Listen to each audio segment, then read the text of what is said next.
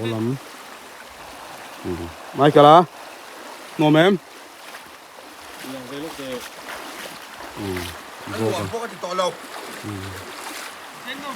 Tuần trung video chứ thumbnail tur chana sa tôi mong. Đi vào dân tâm đi các thằng ngô hả? Các thằng con nó xiêm sản xuất là Các thằng biểu chỉ nát tan măng rô.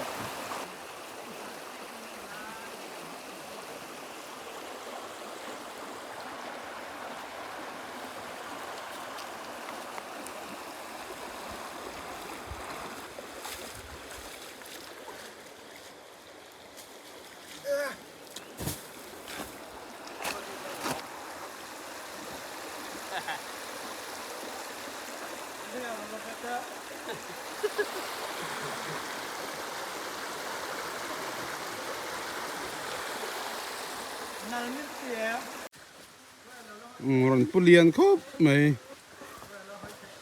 Nông chia mi khu bò cả lợn cuồng à. Nông lệ chia mi khu lợn kim à. Chào tụi em mấy con. Sẽ biết. Sẽ phải làm gì chứ. Chào anh em. Mình chào mẹ kìa. Muốn chú nuông cả con ta phân. Kim tê chào tụi em. Chào nó về. Chào luôn đi cô. Chào luôn. Chào đâu anh cô chú. Kim tê. Chào em.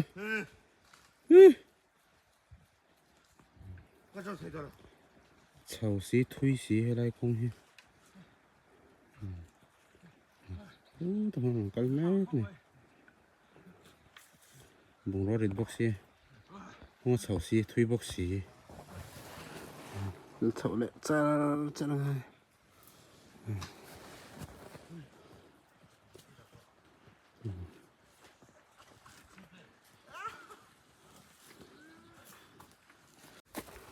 Bây giờ nó còn khen chị.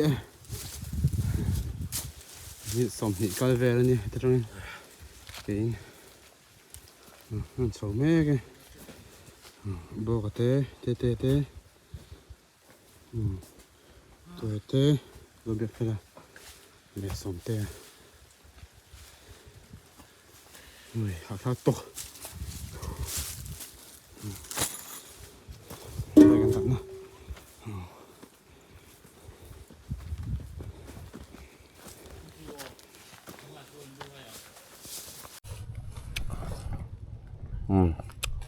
đây lục thì mấy có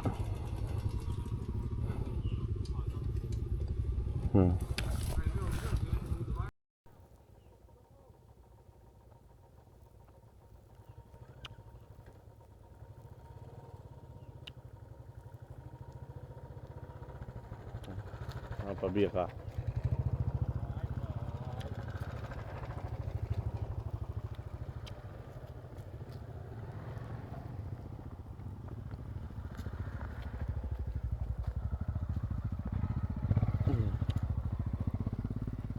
đây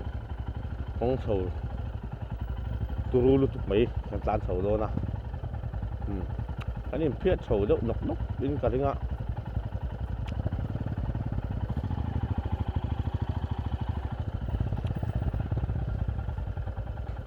ăn plumi Hati ada masuk tu sih. Hati ada orang barang tu gampang kok. Kalau ada doa ada.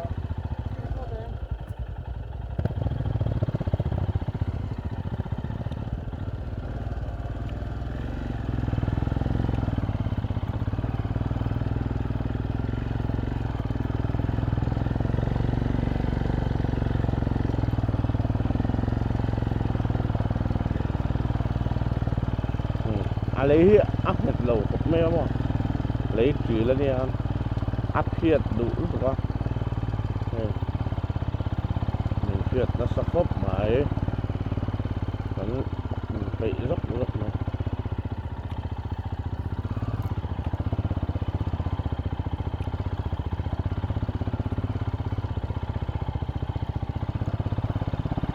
muốn chút nùa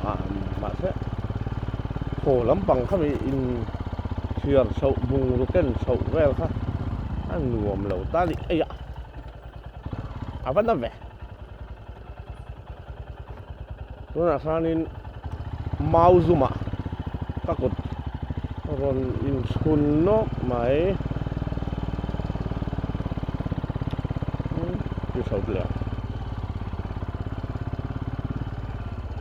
này agam hồi lâu rồi còn còn nó hư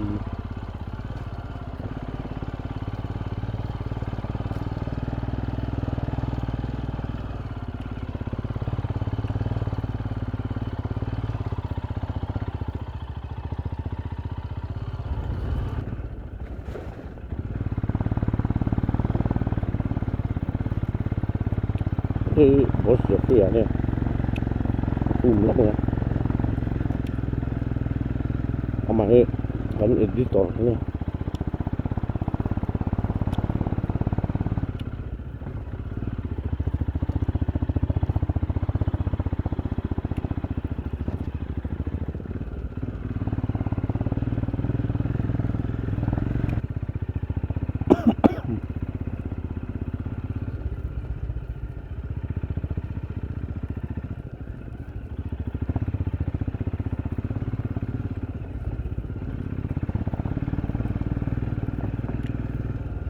đâyเป็นช่วงของเครื่องเล็กตาส่วนนี้ใช้พีเวทีอโมยครบไหม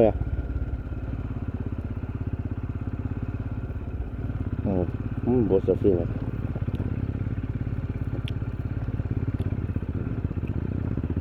บาร์ที่ฟิงจูโรบิเฟลาเนี่ยบาร์เล่ฟังกันบาร์ลันจีบัวลงไอเช็คเราหมายถึงว่าlà một phần thường cho nên rút lang đi GB cái này đâu nè đã khá tại anh không phòng ám GB ạ tăng tăng lại hẳn rồi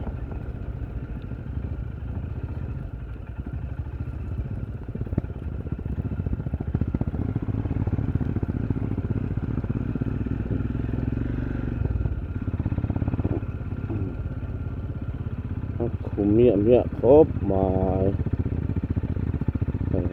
hương về đặt làm chi con này rồi tôi ngoài cái tấm này khốp mẹ lùi tùy có thiêng thêm phim sao đó anh lùi kia cứ liền lùi rồi còn helmet so nó bị bấm mẹ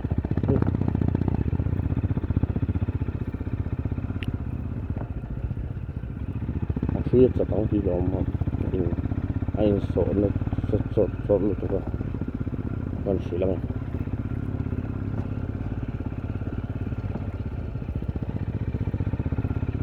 lại khi làm được thôi cái làm được không đi anh mình có sẽ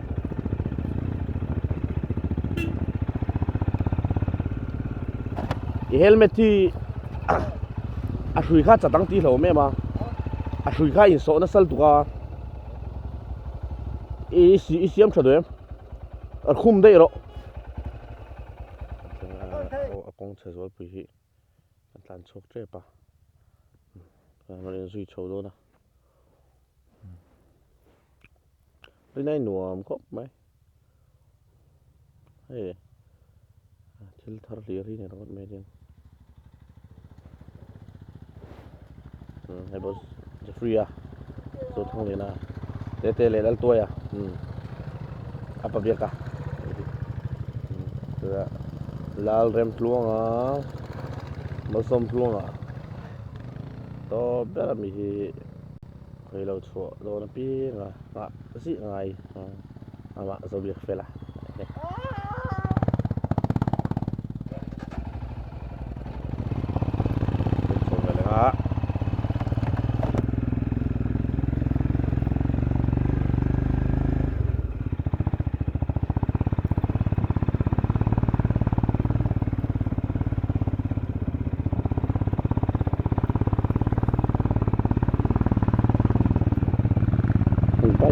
cái là fit về á cái này chắc có mình là bật phụ nè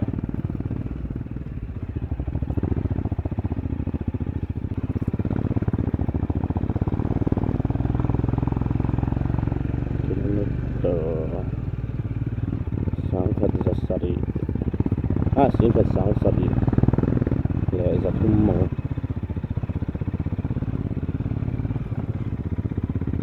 chapal rong này rồi mà không đã khóc mà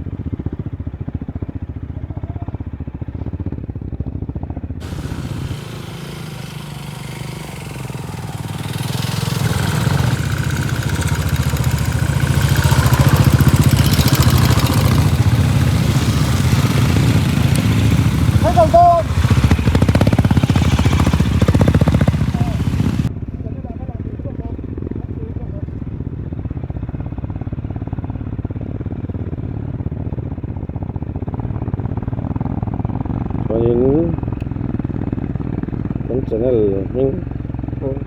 những channel khác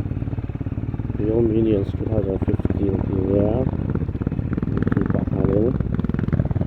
nhớ subscribe sắc vẹo là nhớ like sắc là comment share nhớ tí sắc vẹo chỉ là video cần xiêm tổng thể là tốt biến cần bắt đầu lúc đó mà sẽ chỉ đón tắt của mình sẽ cần thấy xin là chỉ lần cái phần tuôn ruột sẽ là như này hiện công ty nào là vậy lại chỗ về đây nào đâu cũng cần đấy nè đi sát sát đó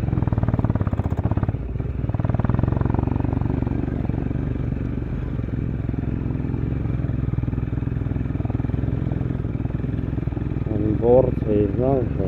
mà nhưng mà liền hầu như ra anh em còn cái dầu chia này mà đúng không ra trong cái văn hóa kan tili hal char mai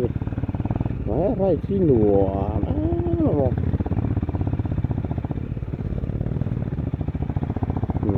cái nào mình cái đèn ai về thì chậu lệ đèn chủ được phần bẩn chút thế ạ nào luôn đi phía này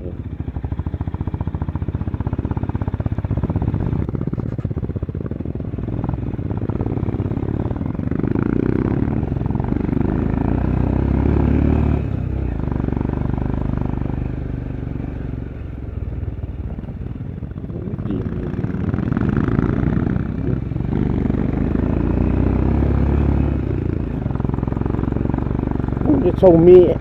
gì này mà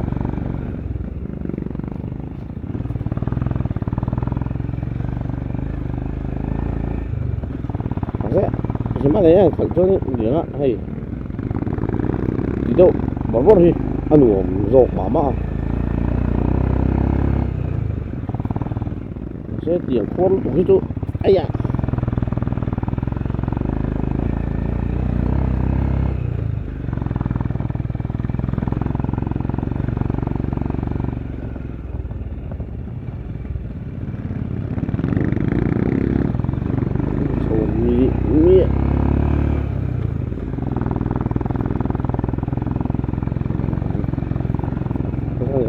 sọt sâu lúc rồi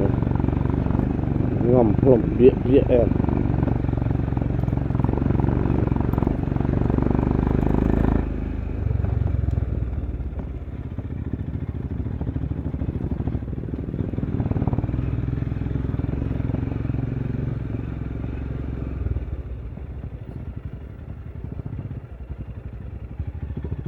đến rượu về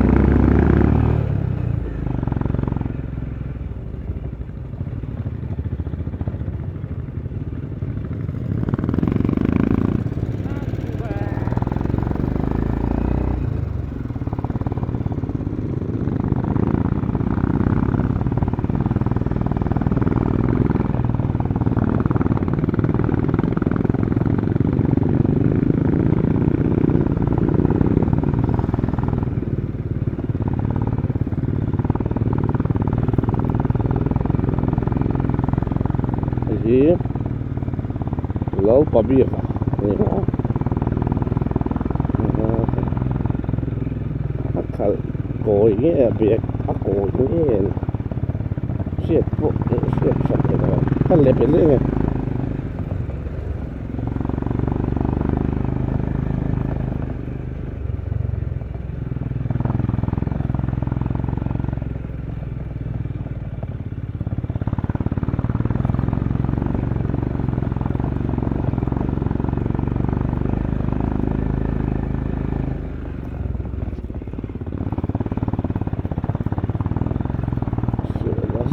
ấy hành tùy hành trần đỡ lắm rồi rồi từ khi lẩu cái lẩu trong này thấy hiện lại đấy thì nó cái chỉ trần anh đi lẩu qua thì cái mà bị cái riêng túi đi thì là vlog cái gì vậy thật là này cái gì cái gì mất rồi chiếm lẩu rồi cứ thế lẩu pha rồi cứ thế cá xe lẩu rồi nghe kan sủi liao hả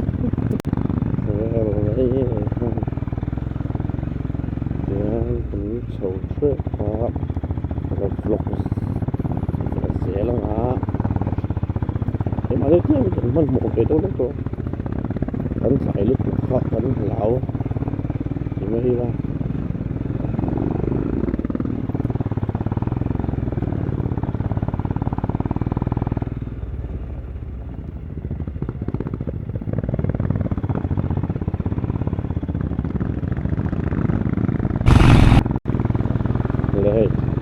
xin chùa có cái cũng cả chùa đây rất khổ quá lắm bằng cô không cần cảm thấy ví dụ khi cả mình phải để chốc còn yêu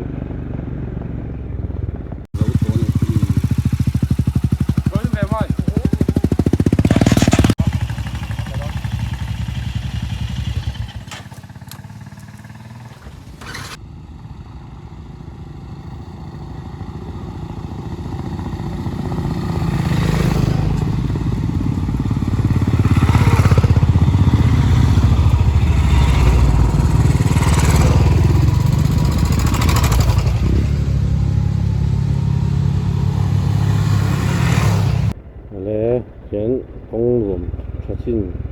làm sang lại đó thổi lắm bằng cái đấy cái này làm sân độ rất là công cho xin là nhé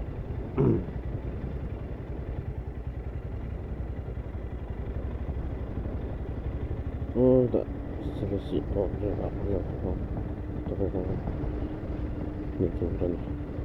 thôi chủ thấy lan sang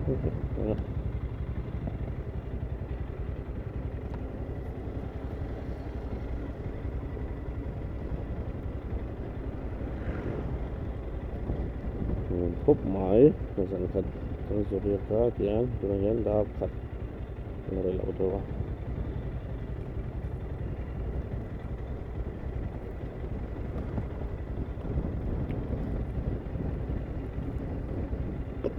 anh dùng măng nùa mày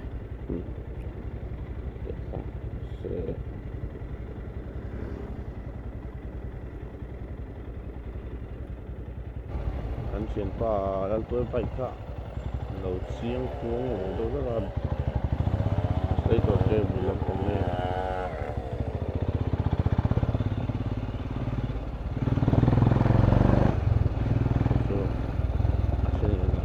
anh khuyên á cái nhìn hồ xanh anh cả mấy này còn cà phê mới cái chú cái mà như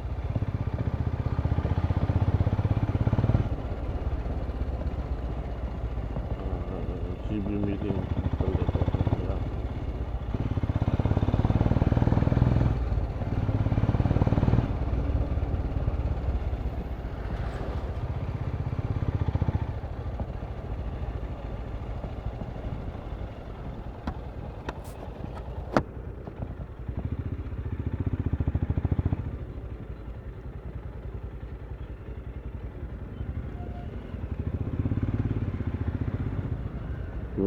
Rất gỗ